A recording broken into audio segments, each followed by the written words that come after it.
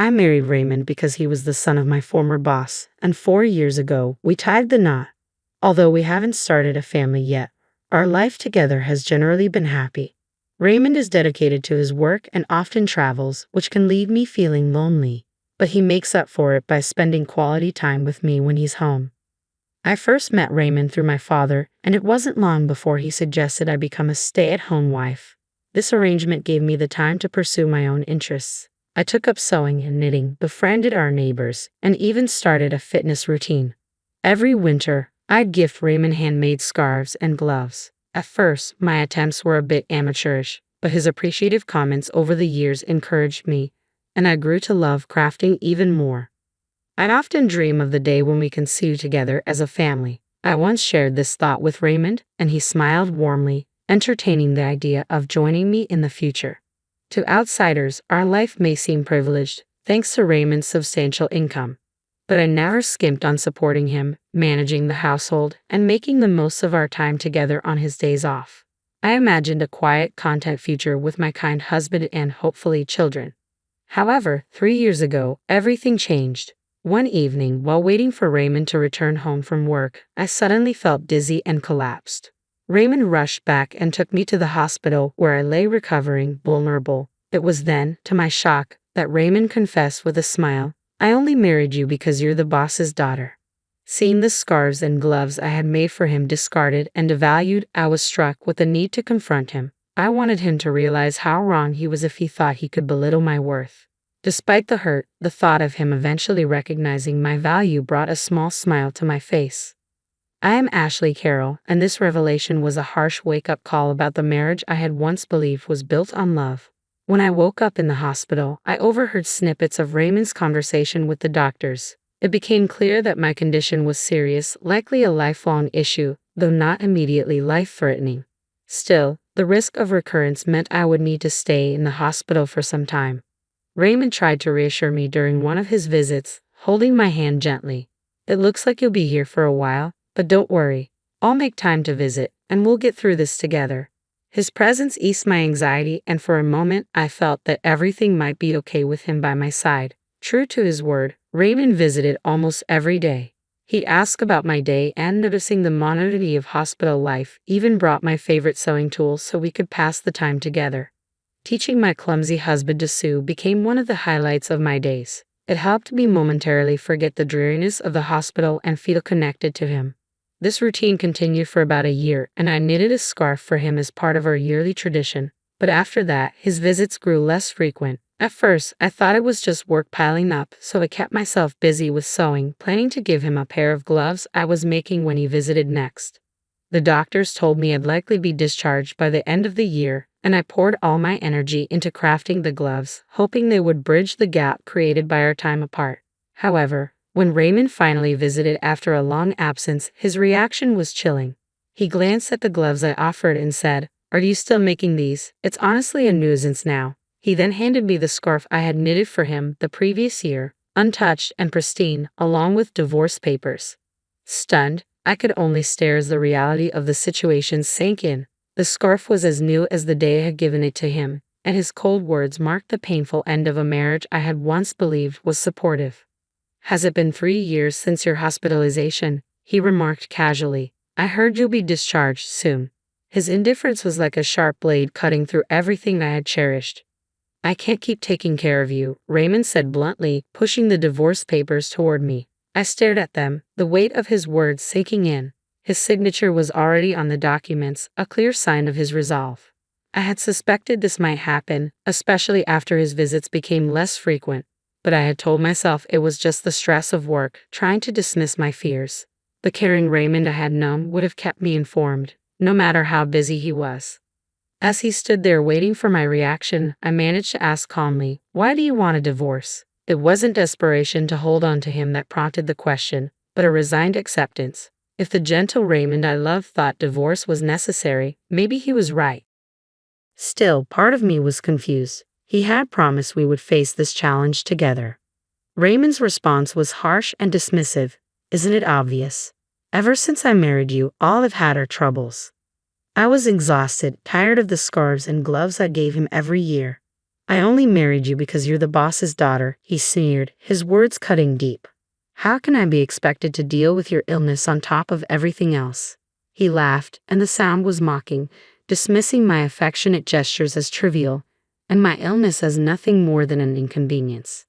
As his words sunk in, I noticed the high-end scarf he was wearing, one I didn't recognize, certainly not one I had made. It was sleek, expensive, far beyond anything I had ever crafted for him. The realization hit me hard. He had never appreciated any of the scarves or gloves I had poured my love into. In fact, he might have found them irritating from the start. Who can even wear a handmade scarf without feeling embarrassed these days? He said, his voice dripping with disdain. Receiving these things is a nuisance now.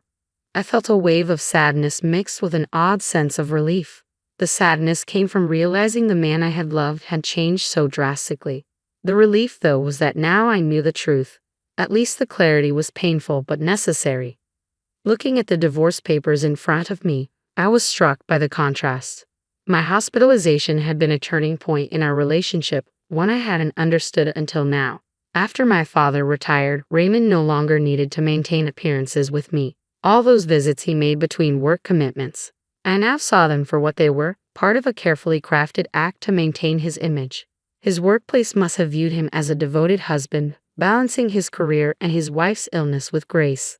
The sympathy and praise he received from coworkers made it easier for him at work, and he had used my condition to his advantage. When I finally confronted him about it, he admitted without remorse. If I stayed late, I was diligent. If I needed a break, I just mentioned my sick wife. It made things easier. Honestly, I even got a promotion thanks to you. I have to thank your illness for that. The cold grin on his face made my heart sink.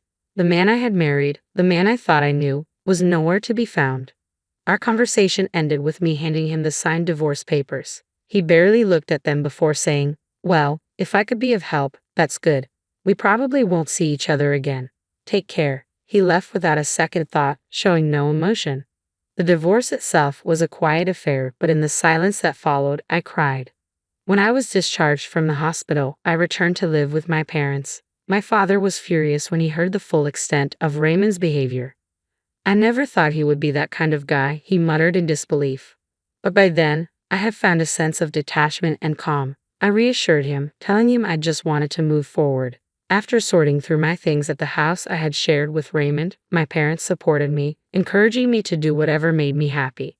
I decided to live with them for the time being, but I wanted one last visit to the house. I needed to collect the rest of my things and close that chapter of my life once and for all. However, when I arrived, I was met with an unsettling surprise. The front door lock was broken. My parents and I rang the doorbell, only to be greeted by a stranger. I asked who he was, and he informed me that he had purchased the house months ago and was now living there with his family. My parents were furious, but I chose not to escalate things. Instead, I walked away quietly, my mind racing with questions. I called Raymond, desperate for answers. He answered casually, "Yeah, I sold it while you were in the hospital. I'm keeping the money as compensation. It was my house to begin with, so you have no complaints, right?" His indifferent tone left me stunned, a cold sense of disbelief washing over me. I wished he had told me sooner. From what the new owner shared, it seemed the house had been sold quite a while ago, probably about a year, when my husband's visits had stopped. Although our divorce had been finalized with the signed papers, we had agreed to discuss asset division and compensation after my discharge, planning to meet the following week. Yet my husband had already taken matters into his own hands. His lack of awareness bothered me more than I expected. Over the phone, I said, "You don't understand anything, do you?" Confused, he asked, "Huh? What do you mean?" I replied, "I'll explain next week," and hung up, leaving him with more questions than answers. I turned to my parents, who were clearly worried, and asked my father for a favor. Despite the short notice, he quickly prepared the necessary documents for our upcoming meeting. "I've got it already," he said with determination. "There's not much time, but we'll manage." His resolve was partly fueled by guilt. He had introduced me to my husband, and his anger toward him for what had transpired. We sat together at my family's home, my parents and I positioned in a line, facing my husband, who sat alone on the other side. Despite the tension, he appeared unconcerned, even smirking slightly as the conversation unfolded. He claimed, "I'm the victim here, but I don't intend to demand too much. The proceeds from the sale of the house will suffice." His words were laced with arrogance, as though he were being generous, but his smugness was clear. My father's face reddened with anger, and I placed a hand on him, urging him to stay calm. We had the upper hand in this situation, and I knew it. "There's something important we need to discuss first," I began. At that moment, my father presented a document. "The land on which the house stands is owned by me," my father said firmly. I turned to my husband. "The house was in your name," I acknowledged, "but the land belongs to my father." The revelation hit him hard. Though he tried to mask his surprise with a dismissive tone, his eyes betrayed him. "So what? The house was mine. No one has the right to complain. You think you can retaliate with that?" I remained calm. "Yes, the house was in your name, and you probably checked that there were no legal issues with selling it. But let me explain the broader implications." I paused, letting the weight of the words settle in. "You're right, there was no problem with you selling the house. But think about the family who bought it. They own the house, but not the land. If my father decides to, he could demand rent from them, which would cause serious issues." I allowed that to sink in for a moment before continuing. "Of course, neither my father nor I intend to demand rent or evict them. We're not here to cause trouble. However, we can't just give up the rights to the land either. What we propose is selling the land directly to the family, ensuring they have full ownership. That way, they won't face any future legal disputes, and neither will you."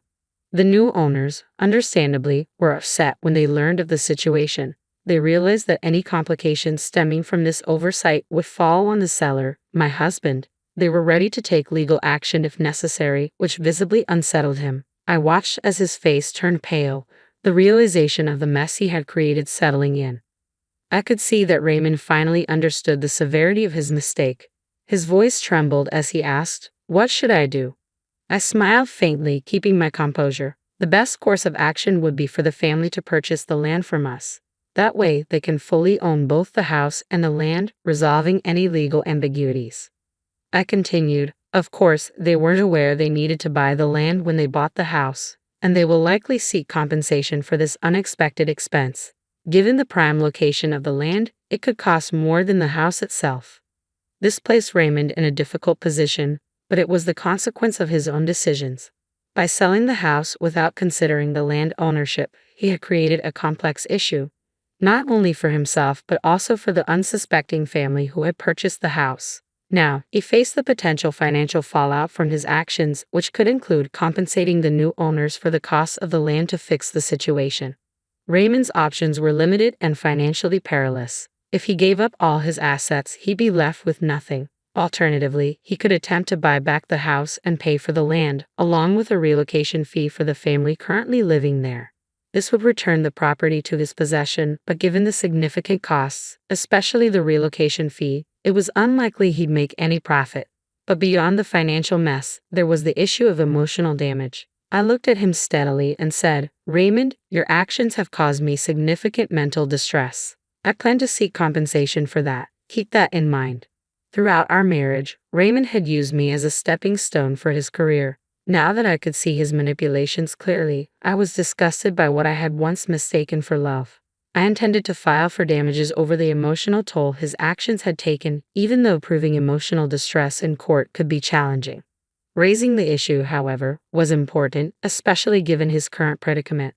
As Raymond processed this, my father added fuel to the fire. Despite being retired and no longer working at the company, he had maintained strong connections. "I've been in touch with my old colleagues," he said with a note of satisfaction. "They've been quite vocal about their disapproval of how you've treated my daughter." My father's words drove home the fact that Raymond's reputation at work was deteriorating. His unethical behavior was no longer a secret.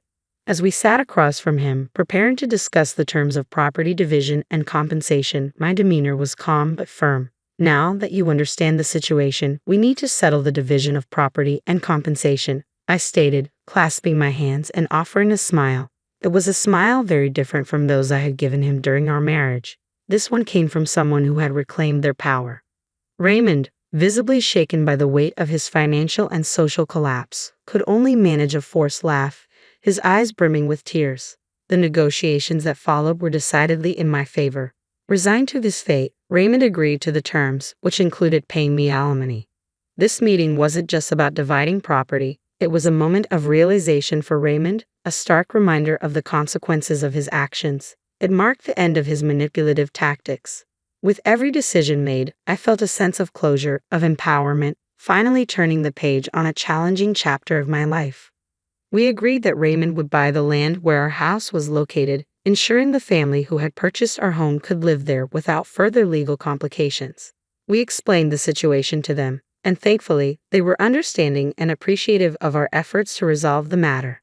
In the end, everyone found a resolution that worked for them, except for Raymond.